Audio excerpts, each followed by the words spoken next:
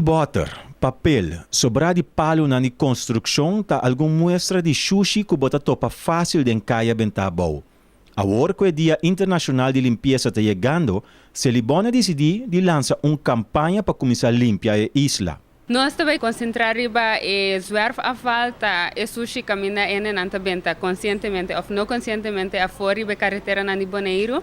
Anto pa mostra quanto sushi tem anto pa ene nang sa okay nós no mese hace sa que nós tinco tene nos isla limpi.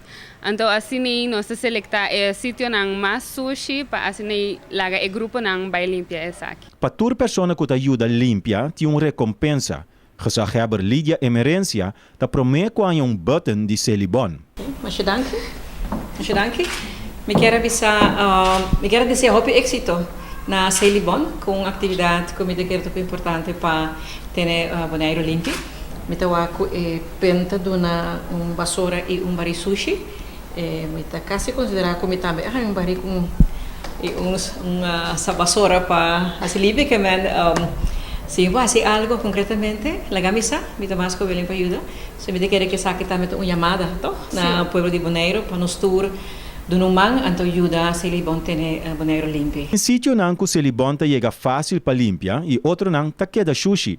Esse não ta é área não que Celibon quer concentrar riba não, passo nantes não mais sushi de Bonaire. Bom, atualmente esse sítio não caminha Celibon não chega, lá nos visa diariamente, tá esse sítio não é público, lá nos visa caminha na tiki isolar, maneira caminha de Ambuana, nós pouco também é parte sul de costa de Bonaire, lá nos visa entre Sorbonne, de direção caminha para sul. E nana também, nós caminhamos Celibon de chega, tur hora, tur momento, que mendi se a comunidade pode dar nós lo agradecido, se por se é parte na também limpa.